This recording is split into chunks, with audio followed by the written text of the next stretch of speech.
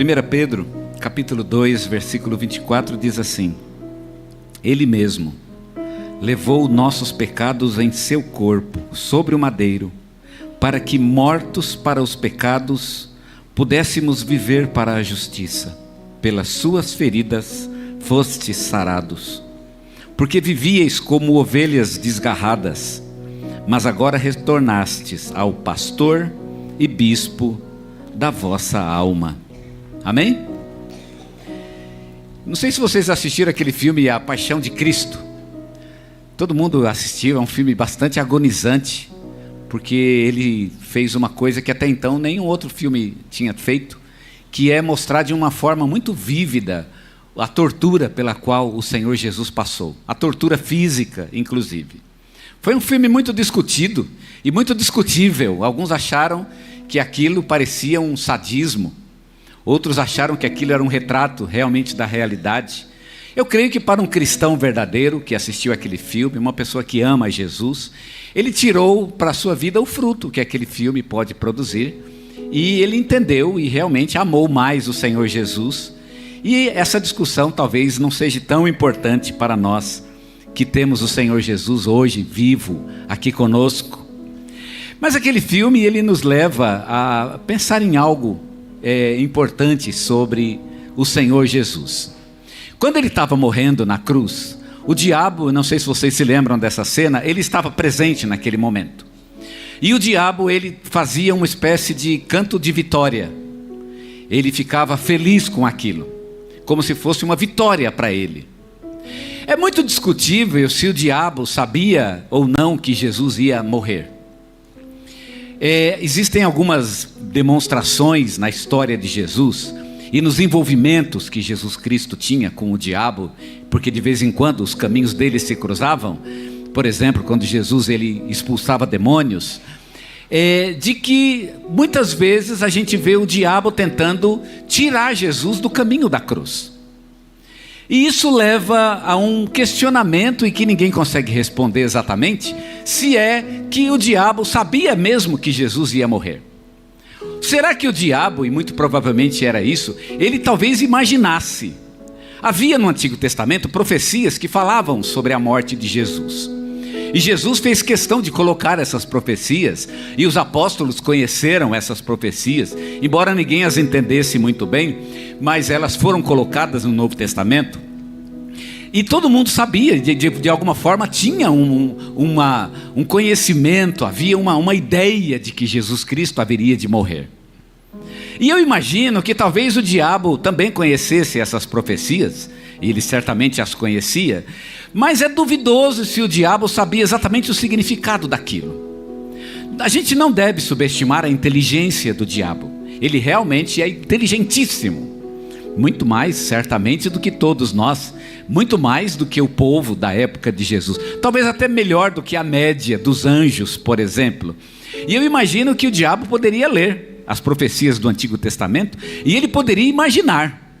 Mas eu fico imaginando se realmente o diabo acreditava que Jesus levaria essa ideia de morrer até o fim. Eu quase que vislumbro Satanás numa reunião com seus demônios, discutindo se isso realmente aconteceria ou não. Talvez alguns demônios mais inteligentes e mais estudiosos poderiam então levantar essa questão na reunião.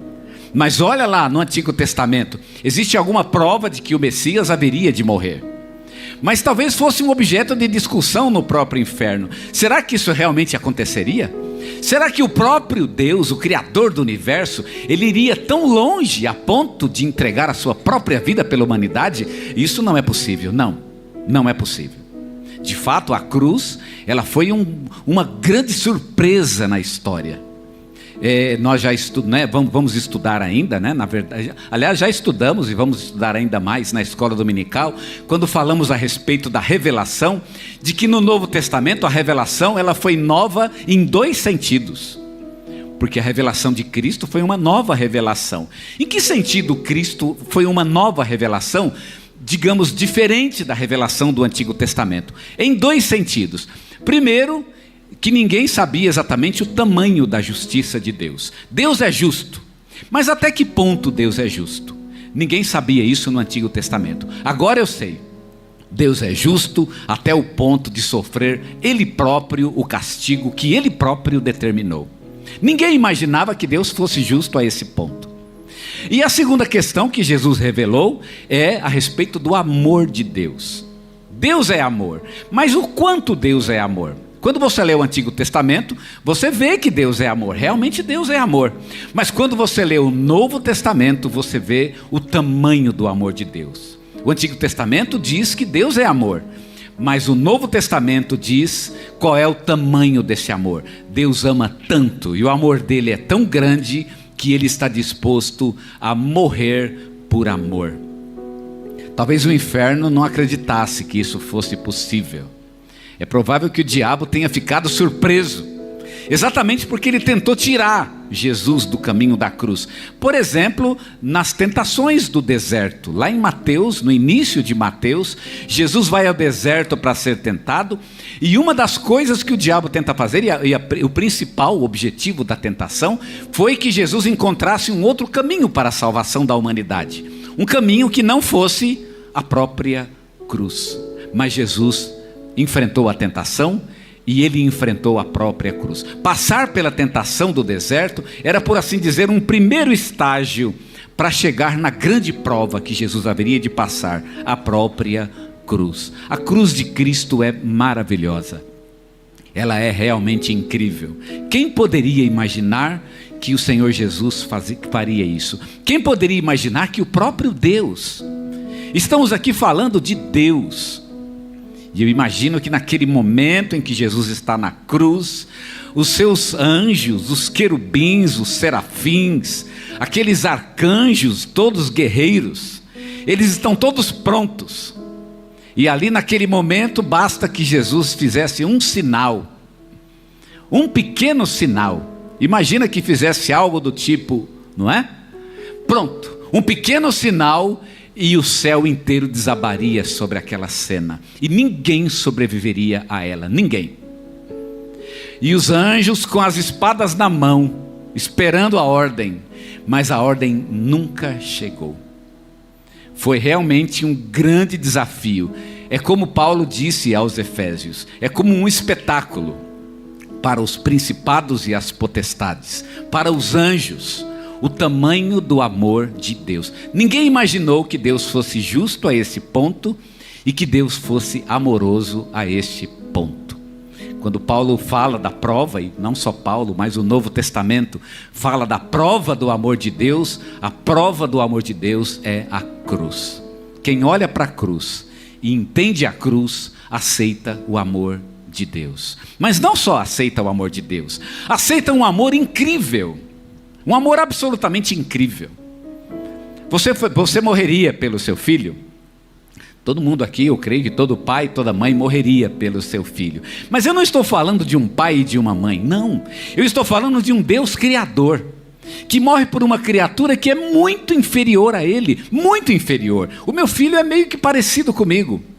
Ele tem uma vocação para ser igual a mim, e queira Deus ainda ser melhor do que eu.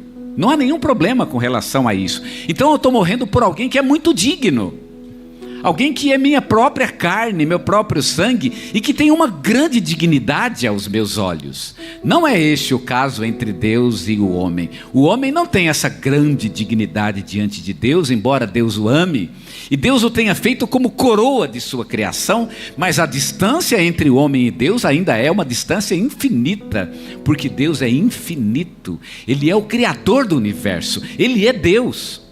Mas Ele amou essa criatura pequena, um milagre do amor de Deus. Teve alguém que disse, né, um poeta, ele falando a respeito do amor de Deus, ele fala que mesmo que os mares virassem tinta, e mesmo que todas as hastes virassem pena, e que todos os homens virassem poetas, nem assim seria possível se escrever o amor de Deus. O amor de Deus é indescritível. E quando eu penso nisso, eu fico imaginando, e eu sinto esse amor? É assim que eu percebo Deus? Eu sou seduzido pelo amor de Deus? Muitas vezes nós somos seduzidos pelo amor. Quem é que não tem uma história de alguém que eu não gostava dele, mas ele gostava de mim. Não é isso? Eu não gostava dela, mas ela gostava de mim. O amor seduz. E o amor de Deus também seduz o nosso coração. Ele nos ganha. O olhar de amor que Deus tem por nós ganha o nosso coração. A gente não aguenta. A gente não aguenta. A gente se dobra e se rende. A gente se prostra. A gente se entrega. Porque não há o que fazer diante de tanto amor. Por que tantas pessoas não se entregam? Por que elas ainda permanecem em seu próprio orgulho? Por quê? Deus provou o seu amor por nós, entregando o seu Filho para morrer em nosso lugar. Nós estamos celebrando o grande, imenso amor que Deus tem por nós. E nós podemos fazê-lo com alegria. E eu quero que nessa manhã nós sintamos este amor, um amor de Deus, de um Deus que veio a este mundo, que se entregou por nós, que se deu por nós para a nossa salvação.